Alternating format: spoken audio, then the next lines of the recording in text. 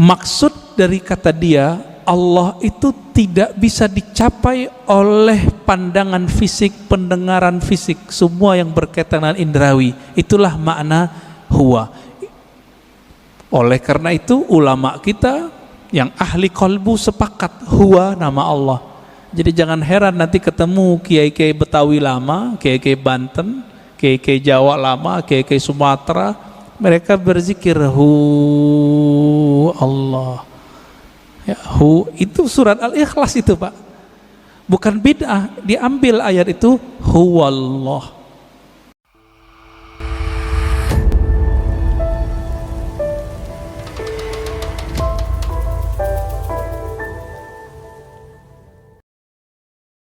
Kami mengutus engkau hai Muhammad kecuali untuk apa? Rahmatan lil alamin, sebagai rahmat bagi sekalian alam. Bapak Ibu yang mulakan Allah, dalam hadis Imam Muslim ayat ini dijelaskan apa makna rahmat, siapakah rahmat itu, berapa jumlah rahmat itu. Ternyata dalam hadis Imam Muslim gamblang sekali, inna lillahi mi'ata rahmatin, Allah mempunyai, menciptakan 100 rahmat. Satu, Allah ciptakan untuk dunia dari awal penciptaan makhluk di dunia sampai nanti kiamat. 99 di akhirat. Inilah makna hadis Nabi. Beliau mengatakan setiap nabi ada punya doa mustajab.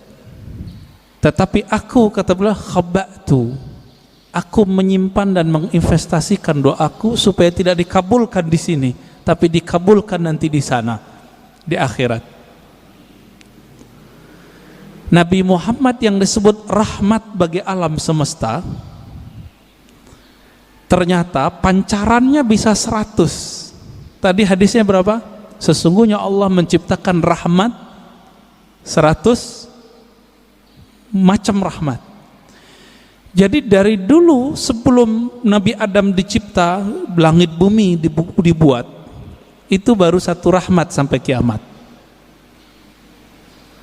Satu kali Nabi Adam ya duduk sendiri kesepian, Pak.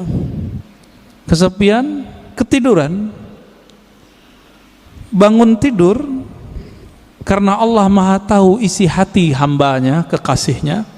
Allah kirimlah, Allah ciptakanlah dari dirinya sendiri tulang rusuk, terciptalah Sayyidah Hawa, kita sebut Siti Hawa.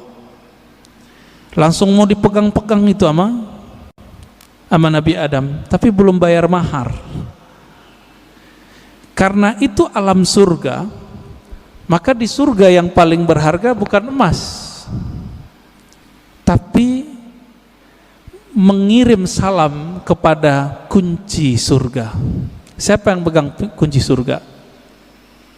Nabi SAW mengatakan, tidaklah dibuka, la yuftah babul jannah ala ahadin min qabli, tidak pernah dibuka pintu surga kepada siapapun sebelumku, termasuk Nabi Adam. Bahkan sebelum Nabi Adam dicipta, jika belum ada Nabi Muhammad namanya disebut, itu nggak bisa dibuka. Akhirnya Nabi Adam melihat ke atas, Jannatul Firdaus itu di samping Sidratul Muntaha, luasnya tak terhingga. Dipandang ke langit, langit aras. Jadi langit itu ada dua, Pak.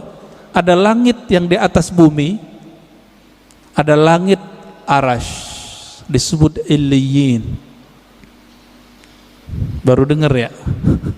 Ada langit lagi di atas itu. Itulah makom para nabi-nabi nanti di sana. Ketika Nabi Adam memandang ke aras, terlihatlah di singgasana aras itu. Jadi aras itu artinya singgasana, istana.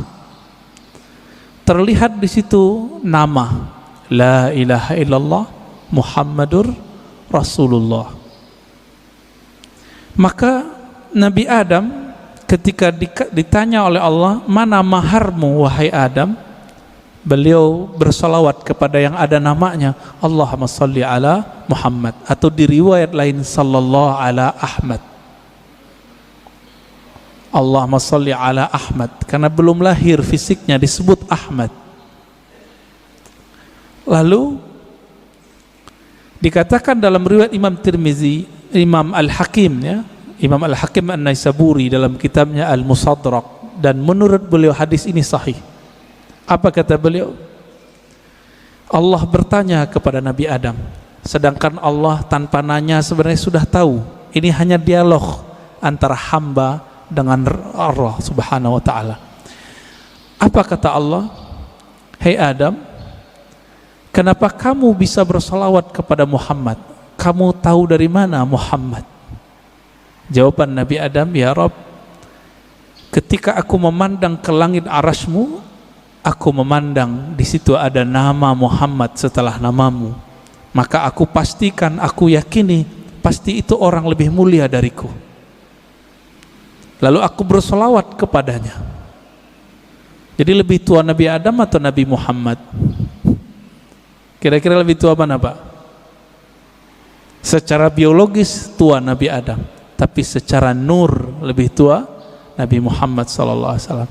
Lalu Allah mengatakan, laula Muhammad ma khalaqtuka ya Adam.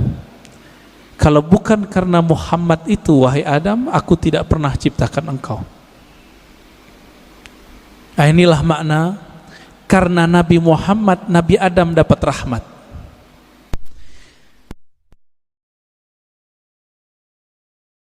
Kalau bukanlah karena sholawat beliau kepada Nabi Muhammad, itu tidak sah pernikahannya, dan beliau tidak dibolehkan menyentuh Sayyidatuna Hawa. Tidak ada kita hari ini. Jadi faham kenapa kita harus salawat Bapak Ibu? Kalau kita faham ini, nggak mungkin salawat dikit, pasti salawatnya banyak. Berapa Pak salawatnya tiap hari Pak? 5 kali gitu ya, 5 waktu. Nah itu mah pelit itu. Orang-orang yang nanti paling gampang mengakses rahmatnya Nabi Muhammad SAW, itu orang yang paling banyak berselawat kepada Nabi SAW. Ya. Jadi Nabi mengatakan, orang yang paling dekat kepadaku, aksarukum salatan alayya, yang paling banyak menyampaikan salam dan salawat kepadaku. Itu sebabnya ulama kita, guru-guru kita yang saleh, wali-wali Allah mulia, itu kalau salat tiap hari ada yang 313 minimal. Sallallahu ala Muhammad, sallallahu ala Muhammad. Ada yang 500, ada yang 700, ada yang 1000. Itu bukan pembatasan. Ini mereka mendisiplinkan dirinya sendiri, minimal aku zikir sekian. Ada yang berzikir 10.000, membaca salawat setiap hari. Ada yang setiap nafas naik turunnya adalah salawat kepada Nabi sallallahu alaihi wasallam. Pantas nggak? Justru lebih pantas, lebih banyak dari itu. Kenapa? Darah ini mengalir itu karena ada salawat kepada Nabi Muhammad sallallahu alaihi wasallam. Bahkan kita mundur lagi. Satu kali Nabi sallallahu alaihi wasallam menyebutkan dalam hadis Imam Al-Hakim At-Tirmizi, ketika orang menganggap Adamlah orang pertama, maka Nabi tegur orang-orang itu dengan hadis yang diringkas oleh Imam Al-Hakim At-Tirmizi dan Imam Al-Hakim, kemudian juga Imam Abu Nuaim dan lain-lain ya. Yang riwayat ini kita pakai riwayat Al-Hakim An-Naisaburi, bukan At-Tirmizi. Apa kata beliau? Nabi SAW bersabda, kuntu nabiyyan wa Adam baina ma'in wa tin. Aku telah diangkat menjadi nabi, sedangkan Adam belum tercipta, masih tanah dan air. Bisa kebayang Pak? Berarti Nabi Muhammad SAW sudah jadi nabi, alam semesta belum dicipta. Beliaulah alam pertama yang dicipta. Oleh karena itu dalam kalam-kalam ilhami yang didapat oleh ulama-ulama kita, ada dialog Allah Subhanahu wa taala dengan dirinya. Beberapa ulama mengatakan ini hadis. Saya teliti, ini bukan hadis yang bersambung. Ini hanya kalam-kalam ilhami. Apa kata Allah Ta'ala? Kuntu kanzan makhfiyan. Aku adalah perbendaharaan yang tersembunyi, yang disebut dalam hadis Bukhari, kanallahu wala syai'a ma'ah. Allah ada, tiada satu pun bersamanya. Rahasia, sangat rahasia. Lalu Allah mengatakan fa ahbabtu an u'rafa. Lalu aku ingin dikenal, aku cinta dikenal. Jadi yang boleh narsis itu cuma Allah. Yang boleh suka popularitas itu cuma Allah. Karena Allah punya rahasia disebut kanz, kanzan makhfiyan. Aku ingin dikenal, fa khalaqtul khalqa. Aku ciptakanlah makhluk. Siapa makhluk pertama? Allah ciptakanlah apa yang kita sebut dengan tiupan pertamanya. Allah meniup. Ini jangan salah faham. Ini contoh ayatnya. Fanafakhtu fihi min ruhi. Aku tiupkan dari rohku. Allah menyebut zatnya, rohnya. Maka Allah menamakan zatnya dengan roh, ruh.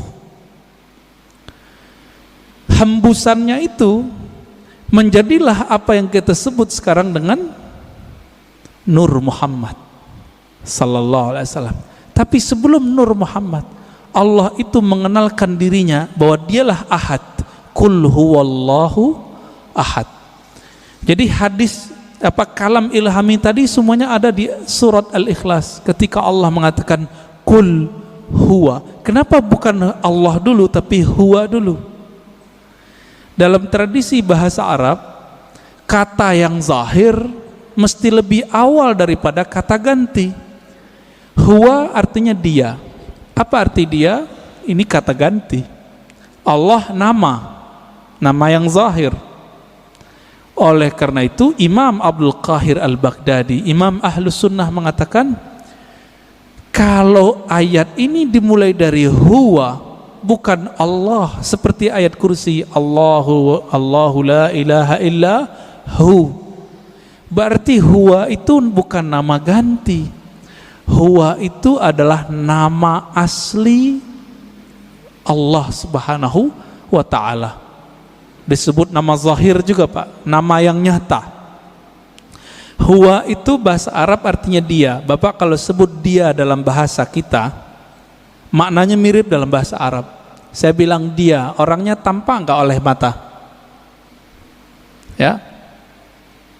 Tadi saya ngobrol sama beliau nih. Kita cerita tentang Habib Qais, beliau khutbah. Kelihatan enggak sekarang orangnya? Enggak, berarti tidak terlihat oleh fisik. Maksud dari kata dia, Allah itu tidak bisa dicapai oleh pandangan fisik, pendengaran fisik, semua yang berkaitan dengan indrawi. Itulah makna huwa. Oleh karena itu ulama kita yang ahli qalbu sepakat huwa nama Allah. Jadi jangan heran nanti ketemu kiai-kiai Betawi lama, kiai-kiai Banten, kiai-kiai Jawa lama, kiai-kiai Sumatera, mereka berzikir hu Allah. Ya, hu itu surat Al-Ikhlas itu Pak, bukan bid'ah. Diambil ayat itu huwallah. Bid'ah nggak tuh? Ngambil dari surah Al-Ikhlas kok. Ya, kalau ada sahabat kita yang mengatakan bid'ah, mungkin pensyarahan ini belum sampai kepada beliau. Kitab-kitab mengenai ini banyak. Al-Ibda, ya, fi Madaril Ibtida, itu menjelaskan perdebatan ulama tentang zikir hu boleh atau tidak. Setelah dibid'ahkan oleh Ibnu Taimiyah, dibalas oleh yang lebih senior oleh Ibnu Taimiyah, namanya Ibnu Athaillah Sekandari. Finalnya itu boleh, bahkan disyariatkan, masyru', begitu bahasa Arabnya. Jadi jangan terjebak di situ. Huwa itulah yang disebut kanzan makhfiyan, perbendaharaan yang tersembunyi. Coba lihat Bapak Saudara makan Allah. Allah itu dalam surat Taha berkata kepada Sayyidina Musa, "Hei Musa, innani anallah." Masih ingat? Ayat 14. Surat 20 ayat 14. Innani anallah. Sesungguhnya akulah Allah. Berarti Allah menyebut di sini nama zatnya dengan ana. Sesungguhnya akulah Allah. Maka Nabi Musa diperkenalkan oleh Allah dengan nama yang baru, Allah. Itu sebabnya orang-orang Yahudi memanggil Allah itu dengan panggilan El. Allah itu bahasa Arab, Pak. Dalam bahasa Ibrani El. Siapa yang menjelaskan ini? Ada tokoh orientalis dari Australia, tetangga kita, namanya Arthur Jeffrey. Bisa 19 bahasa, Pak. Tapi sampai mati dia nggak percaya Quran dari Allah. Meneliti Quran, meneliti hadis, tapi nggak percaya bahwa Al-Quran dari Allah. Emang hidayah itu nggak masuk ke akal, hidayah itu masuk ke kolbu. Jadi kalau Bapak ngaji diakal-akali, itu dalam pikirannya nolak terus tuh apa yang saya katakan dari awal sampai sekarang. Maka kalau ngaji, jadikan akal itu tunduk kepada kolbu. Kolbu itu mainnya dengan rasa. Rasa yang dipakai oleh kolbu berbeda dengan rasionalitas yang dipakai oleh akal. Banyak yang teman kita nggak pernah merasakan khusyuk, dia bilang mustahil khusyuk. Dia nggak pernah coba, dia bilang nggak ada. Ya, sama kayak orang nggak menikah, nggak tahu nikmatnya malam pertama, dia bilang nggak ada tuh nikmatnya nikah. Mirip-mirip begitulah kira-kira. Bapak Ibu Saudara makan Allah. Jadi ketika disebut huwa Allah, huwa itu adalah perbendaharaan yang tersembunyi. Lalu Allah mengenalkan dirinya menjadi Allah. Nah, proses dari huwa ke Allah ini panjang.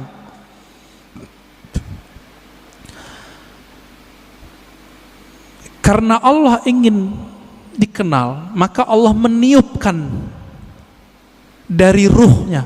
Tiupan inilah yang disebut dengan tiupan yang bernama Ahmad. Ya, Ahmad itu cahaya yang terpancar darinya disebut cahaya Nur Muhammad. Begitu ulama kita menjelaskannya. Inti dari Ahmad itu adalah nurnya. Maka sebagaimana disebutkan dalam hadis Imam Bukhari, innallaha yanzuru ila qulubikum, Allah memandang ke sentral jiwamu. Apa sentral jiwamu? Yaitu qalbu. Qalbunya Ahmad adalah Nur Muhammad. Maka Allah pandanglah nur itu. Pernah enggak Bapak Ibu saudara makan Allah, waktu dulu kita sekolah, kita dipelototin oleh guru kita? Keringetan enggak? Keringetan ya? Atau kita baru jatuh cinta dengan seseorang, terus kita dipelototin nama dia, beradu mata, keringat dingin, Pak. Yang pernah jatuh cinta, ya, mau jatuh cinta lagi nggak, Pak? Ya, jatuh cinta tuh enak tapi capek, ya, capek di jantung itu, deg-degan terus, ya. Tapi enak, Pak, ya. Kayaknya mau coba lagi nih. Berkeringat. Maka di saat Allah Subhanahu wa ta'ala, sang pemilik ruh, sang peniup, memandang kepada hasil tiupannya yang bernama nur itu, berkeringatlah nur itu, meneteslah dari nur itu yang disebut 124.000 tetesan.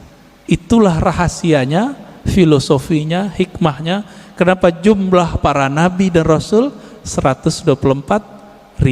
Hadis Imam Al-Hakim juga itu. bisa 110 ribu? Ya ini dalilnya, dalil rohaninya, dalil zawq qalbiyahnya. Yang Allah pandang apa? Nur Muhammad sallallahu alaihi wasallam. Yang itu yang Nabi Muhammad sallallahu alaihi wasallam mengatakan, kuntu nabiyan, aku sudah diangkat jadi nabi, sudah dipandang oleh Allah. Itulah kenabian beliau. Inilah yang dikatakan beliau, aku sudah jadi nabi sebelum Nabi Adam. Inilah kata-kata dari Allah SWT, tidaklah aku utus engkau Muhammad kecuali rahmat untuk sekalian alam. Alam pertama itulah bernama alam, ya, tetesan itu, alam nur itu. Dan kabar gembiranya Bapak Ibu yang melakukan Allah, saudara, semoga kita termasuk bagian ini ya. 124 ribu itu kan semua semua nabi dan rasul. Karena Nabi Muhammad mengatakan la nabiyya ba'di, tiada nabi lagi setelahku. 124 ribu itu masih ada enggak? Masih. Tapi pangkatnya sekarang bukan seorang nabi, pangkatnya adalah seorang wali. Ala inna awliya Allah la khaufun alaihim wala hum yahzanun. Tapi kalbunya itu warisan dari kalbunya para nabi. Inilah makna hadis al ulama warasatul anbiya. Ulama itu mewarisi nabi. Saya mau tanya Pak, kalau saya sebut kepada anak saya, kamu pewarisku, dia berarti keluarga saya enggak? Dia lahir dari tulang sumsum saya yang dititipkan Allah ke rahim pasangan kita. Lahirlah anak itu, secara biologis dia berhak menerima waris biologis, waris fisik. Begitu juga siapa yang kecipratan nur ini, dia disebut pewaris para nabi. Dialah sebenarnya keluarga nabi. Inilah makna hadis Nabi ketika ditanya, bagaimanakah cara salawat kepada engkau hai Muhammad, hai Rasulullah? Apa jawaban Nabi? Qulu Allahumma salli ala Muhammad wa ala ali Muhammad. Katakanlah hai sahabatku, ya Allah sampaikan salam, rindu, sayang, cinta kepada Nabi Muhammad dan keluarga Muhammad. Jadi siapa keluarga Muhammad? Terbagi dua, ada keluarga nasab, ada keluarga sanad. Siapa keluarga Muhammad sallallahu alaihi wasallam? Dua. Ini kan enggak Habib semua nih. Habib paling Habib guys doang ya enggak? Ya. Habib fulan, ya. Mereka dapat kemuliaan menjadi Habib. Bapak menyesal enggak? Protes enggak kepada Allah? Kok enggak terlahir sebagai Habib? Protes enggak, Pak? Enggak boleh protes kita. Ya. Kenapa dia terlahir sebagai Habib, kenapa kita tidak? Itu ada rahasianya di alam tadi. Kenapa hari ini ada orang beriman, ada yang tidak? Itu rahasianya di sana semua. Kenapa orang sekarang ada yang jadi ulama, ada yang menjadi ubaru? Ya, Bapak ini ubaru Pak ulama? Ubaru ya, ubannya baru tumbuh maksudnya. Kenapa? Itu rahasianya di sana semua. Di sana semua Pak. Ketika Allah memandang kepada Ahmad Nur Muhammad ini, yang dipandangkan nurnya. Nur ini kalau menetes ke dalam kalbu kita, makanya orang-orang ini akan rindu kepada Nabi Muhammad sallallahu alaihi wasallam. Akan rindu kepada yang meniupkan roh Nabi Muhammad sallallahu alaihi wasallam. Kerinduan ini yang tak terhingga, ya, nggak ada habis-habisnya itu. Inilah makna dari surat Zariyat, wa ma khalaqtul jinna wal insa illa liya'budun. Biasa orang terjemahkan nggak ada efeknya Pak. Apa terjemahan biasa? Tiadalah aku ciptakan jin dan manusia kecuali untuk menyembahku. Wah, itu mah biasa terjemahannya. Kita terusin. Menyembah itu artinya menjadikan diri kita budaknya, menjadikan diri kita manut kepadanya. Bapak maukah mengikuti seseorang yang kita nggak kenal dia? Mau nggak? Mau nggak? Nggak mau. Kenapa kita nggak mau? Ya, gue nggak kenal, ngapain ikut, kan gitu. Yang saya ikuti, yang saya kenal bahwa dia mempunyai wibawa kepemimpinan, wibawa apa tertentu lah. Kalau nggak kenal, untuk apa? Maka makna liya'budun, tidak aku ciptakan jin dan manusia kecuali untuk menyembahku. Ibnu Abbas, ini saya sering sampaikan, mengatakan ya'budun artinya mengenal aku. Tidaklah aku ciptakan engkau jin dan manusia kecuali untuk mengenal aku. Orang kalau kenal Nabi Muhammad baru mencintai Nabi Muhammad. Orang kalau kenal Rabbu Muhammad, pencipta Nabi Muhammad, baru menyembah Allah Subhanahu wa ta'ala. Kita karena memandang kekasih kita, pasangan kita, kita jatuh cinta kepadanya, lalu kita siap bersamanya. Kita siap menghabiskan apa yang kita punya untuknya. Ini nggak kenal Allah, pantas susah tahajud. Nggak kenal Allah, pantas susah baca Quran. Nggak kenal yang nurunin Quran, gimana menikmati surat cinta dari Allah? Setiap Allah mengatakan ya ayyuhallazina amanu, itu panggilan cinta, Pak. Hei orang-orang yang percaya kepadaku, itu panggilan cinta itu. Ini tanya nih bapak-bapak yang dulu belum ketemu handphone, jatuh cinta dulu, kirim surat sama kekasih. Gimana Pak? Surat, baca suratnya gemetar nggak? Gemetar. Ibu-ibu tanya di belakang, dapat surat cinta pertama bisa nangis loh. Disimpan rapi-rapi di lemari. Kalau supaya nggak ketahuan sama orang tua, disimpan ya di bagian tertentu. Nggak bisa juga, kata ustadz kita, disimpan di hati, ustadz. Ya, begitu. Kalau kita bisa menghargai surat cinta dari kekasih fisik, kekasih biologis, sedemikian rupa, kenapa tidak bisa menghargai surat cinta ini melebihi itu? Ini kan aneh. Berarti nggak kenal kepada yang mengirim surat cinta. Karena tidak kenal, apa yang terjadi? Kita meremehkan surat itu. Bapak Ibu Saudara makan Allah, ini baru sekelumit kita cerita tentang Nur Muhammad sallallahu alaihi wasallam. Nah, Bapak itu dapat tuh pancarannya, makanya bisa sholat subuh di sini, mau bangun, dapat kepercik Pak. Cuma kepercik bagian keberapa saya nggak tahu.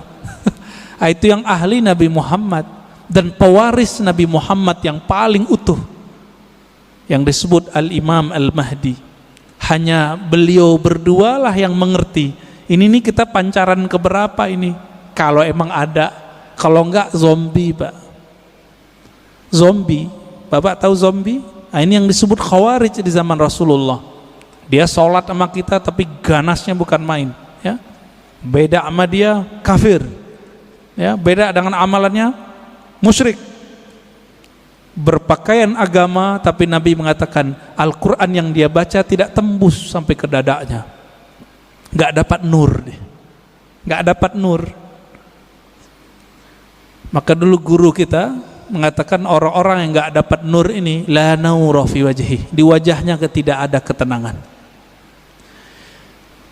Maka inilah, ini penutup untuk pengantar dari Nur Muhammad sallallahu alaihi wasallam. Nabi berdoa. Dalam hadis Imam Muslim itu dibaca ketika mau berangkat dari masjid, dari rumah ke masjid, atau dibaca saat sujud salat sunat. Allahumma ja'al fi qalbi nura. Ya Allah, tumpahkanlah nurmu ke dalam kalbuku. Wa fi sam'i nura, ke dalam pandanganku. Wa fi pendengaranku, ya, basari, pandanganku. Dagingku, tulangku, darahku, di depanku, di belakangku, kanan kiriku, atasku dan bawahku. Artinya kelilingilah kami dengan nur. Amalkan itu Pak, nggak usah pakai bahasa Arab. Kalau hafal bahasa Arab, alhamdulillah. Ketika berangkat dari rumah ke masjid, mau pakai motor, mau jalan kaki, lebih afdol kalau masih di komplek ini jalan kaki.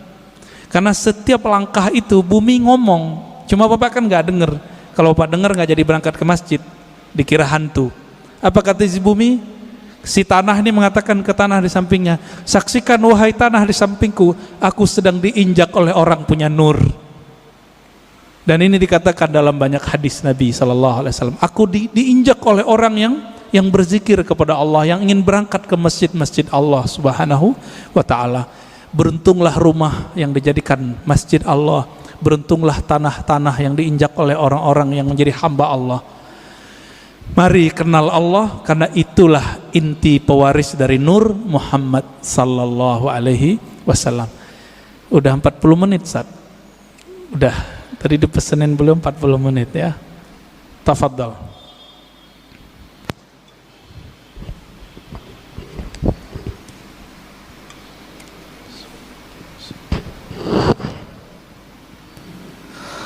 Alhamdulillahirabbil alamin. Terima kasih Buya atas materinya. Dari para jamaah, hari ini ada yang bertanya tentang mengenal Nur Muhammad sallallahu alaihi wasallam.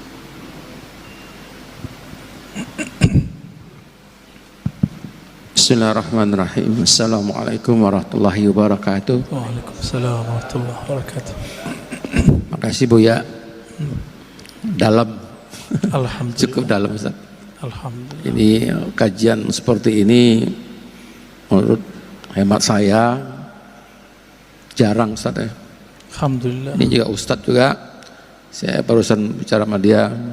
Memang kalau dakwah itu macam-macam Ustaz ya.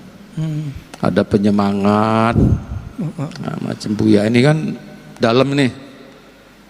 Menurut saya, ya itu tadi Buya katakan tadi, orang yang suka mengkafir-kafirkan, membid'ahkan itu kan banyak ya.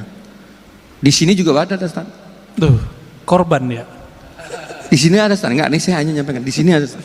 Yeah. Sebenarnya kalau kalimat kurban, iya juga sih. Iya juga sih Ustaz. Iya, iya.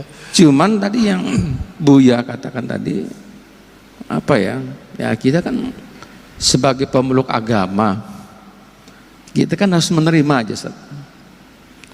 Jangan penuh emosi kan. Karena kadang-kadang kalau kita balas lagi kan kurang baik. Iya. Ya apalagi ya, seperti saya kan orang sudah berumur juga Ustaz ya. Jadi ya cukuplah mengangguk-angguk kepala. Yang penting satu Ibu ya, ilmu yang saya dapatkan itu bertambah terus setiap hari. Pertanyaan saya Ustaz, Pak Buya,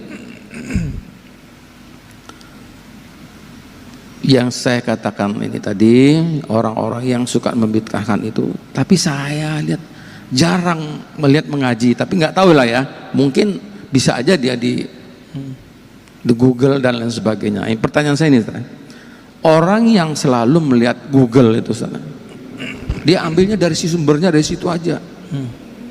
Terus kadang kan berargumen di WA. Ya. Ini seperti apa Bu ya? Ya. Itu aja mungkin. Terima kasih. Assalamualaikum warahmatullahi wabarakatuh. Orang yang tidak berguru langsung kepada ahlinya tidak mendapatkan satu benefit rohani yang disebut dalam hadis Abu Dawud. Apa kata Nabi? Nadrallahu mra'an. Allah beri nadrah. Nadrah ini nama lain dari nawwara. Allah beri cahaya yang memancar di wajah. Nadrallahu mra'an. Allah akan pancarkan cahaya lewat wajah seseorang. Sami'a maqalati. Yang mau berguru langsung mendengarkan hadisku. Orang Arab dulu kalau menyebut sami'a itu nggak mungkin online. Gak mungkin lewat Google, mesti berguru ke ahlinya. Gak mungkin. Kenapa? Dulu disebut sama pasti hadir. Itu sebabnya Imam Syafi'i dulu tidak terima persaksian orang yang hadir di konser-konser musik yang musiknya ada kefasikan. ada penampilan orang buka aurat ya, bukan lagunya sebenarnya ya, oleh Imam Syafi'i. Kenapa? Sami'a, begitu kalimatnya, karena dia hadir mendengar itu dulu nggak mungkin lewat MP3.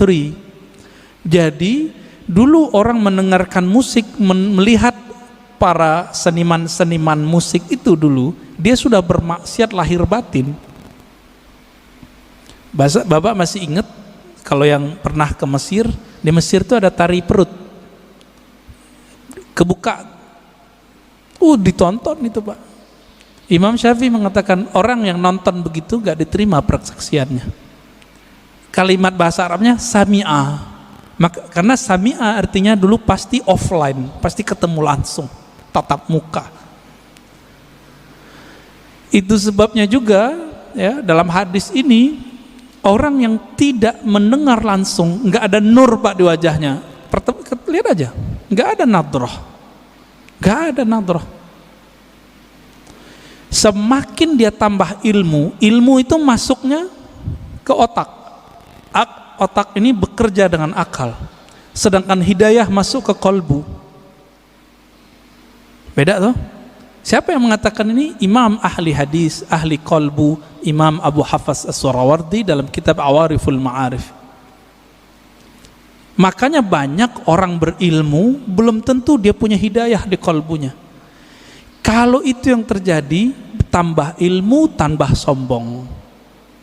Jadi kalau dengerin kajian di YouTube, di TV-TV online, TV-TV satelit, apa yang terjadi? Wah, ini bahan nyalahin orang masjid nih. Setiap kali ngaji, wah ini bahan nih, ini bahan. Ketika dapat link-link di Google, link-link di YouTube, wah share di grup, ini bisa untuk membantah bid'ah yang ada di masjid. Jadi niatnya selalu untuk orang, bantah orang, bantah orang, bantah orang. Yang suka bantah dari dulu siapa? Dari semenjak alam semesta dicipta, iblis. Ya, yang suka bantah itu iblis Pak. Yang suka bantah itu iblis. Makanya Nabi SAW mengatakan, ketika ada orang membantah Nabi, i'dil ya Muhammad, ittaqillah ya Muhammad. Muhammad, kamu berbuat adil lah.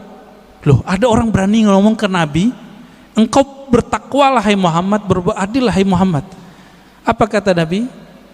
Akan muncul dari orang ini, akan muncul dari kelompok dia, sekelompok orang yang jika baca Quran dan Sunnah, padahal dia lancar baca Quran dan Sunnah, link-linknya lancar Pak, tapi tidak tembus imannya ke dalam kalbunya. Fa idza laqitumuhum faqtuluhum. Wah, ini yang berat ini. Jika engkau bertemu mereka, maka kalimatnya gimana cara terjemahan ini Ustaz? Faqtuluhum, bunuh mereka. Loh, berat. Oh, ternyata ini hadis namanya hadisul qadha. Hadis mahkamah pengadilan. Jika diperintahkan oleh pimpinan negara kita perangi orang itu, kita wajib perangi. Sama dengan hadis mengenai penghina Rasulullah, jika itu ditetapkan oleh pemimpin boleh, baru boleh, nggak boleh ustadz yang mengatakan. Jadi misalnya nih bapak nih kan dapat meme sekarang, aku penggal lehermu wahai penghina Nabi, itu orang jahil, nggak boleh ngomong begitu. Kenapa? Hadis mengenai memenggal, membunuh orang penghina Rasulullah SAW, hadisnya cuma hasan. Dan ini bertentangan dengan kisah Nabi waktu di Taif. Nabi dihina, bukan lagi dibuat gambarnya, dihina, dilempar di Taif. Apa kata Nabi? Hancurkan Taif atau selamatkan Taif? Selamatkan ya Allah, semoga keturunan mereka beriman kepadaku. Jibril datang, apa kata Jibril? Ya Muhammad, maukah engkau aku hancurkan negeri Taif? Satu kali tiup, satu kali kibas, habis Taif Pak. Karena Jibril punya sayap, sayapnya dibuka, ketutup langit dan bumi, tinggal dikibas. Tapi Nabi Muhammad bilang apa? Di sini saya tahu, tambah mengenal sosok Nabi Muhammad, ternyata beliau lebih berkualitas tinggi dibandingkan Jibril. Apa kata Nabi Muhammad? La ya Jibril, nggak boleh ya Jibril. Kenapa? Nabi Muhammad itu induk alam semesta. Karena beliaulah Adam ada, alam ini ada. Kalau seorang ibu, maukah anaknya dibunuh? Maukah Pak anaknya dibunuh? Gak mau. Nabi meskipun melihat anak-anak rohaninya ini, pancaran-pancaran dari dirinya ini, belum kenal dia, beliau gak bilang hancurkan ya Allah, enggak. Itulah orang tua sejati, orang tua rohani Nabi Muhammad SAW. Ya, Jibril nggak sabar Pak, pantas toh Jibril nggak jadi nabi di sini. Ya, udah mulai faham siapa Nabi Muhammad SAW. Maka saya tanya kepada orang yang ingin menggal pembuat karikatur Nabi, ente jangan kira saya tidak emosi. Saya emosi dengan orang yang buat karikatur Nabi. Bahkan yang bilang orang tua Nabi di neraka aja mau saya bunuh. Tapi kita nggak boleh membunuhnya. Kenapa? Seandainya itu ada di depan Nabi, Nabi tidak akan membunuh mereka. Nabi hanya akan mendoakan mereka. Jadi jangan beragama dengan emosi, dengan hawa, dengan syahwat. Beragamalah dengan nur itu. Saya kalau tiap bahas tentang itu Pak, suara naik. Tapi kolbu bilang turunin lagi, turunin lagi. Ada ustadz bilang orang tua Nabi masuk neraka, aduh kebakar kita Pak. Apalagi yang keturunan Rasulullah kayak Habib Ges, Habib Lutfi, Habib. Perasaannya gimana Pak? Kakek ente masuk neraka gitu. Anak neraka, cucu neraka, kira-kira gimana? Nggak punya perasaan mereka itu. Oh hadisnya sahih, iya ini hadis sahih secara sanad, matannya tidak. Ya, ilmu hadis itu bukan hanya ilmu tahu ini sahih tidak sahih, tapi juga ilmu tentang matannya. Ilmu matan hadis, wajib belajar akidah. Maka ciri-ciri orang yang menyimpang dari ahlus sunnah, membaca hadis tidak dengan kaidah akidah ahlus sunnah, fikih ahlus sunnah, dan ilmu tasawuf ahlus sunnah. Menyimpang dari itu, jadinya kayak mereka itu kurang ajar sama Rasulullah Sallallahu Alaihi Wasallam. Gimana Tat? Udah Tat?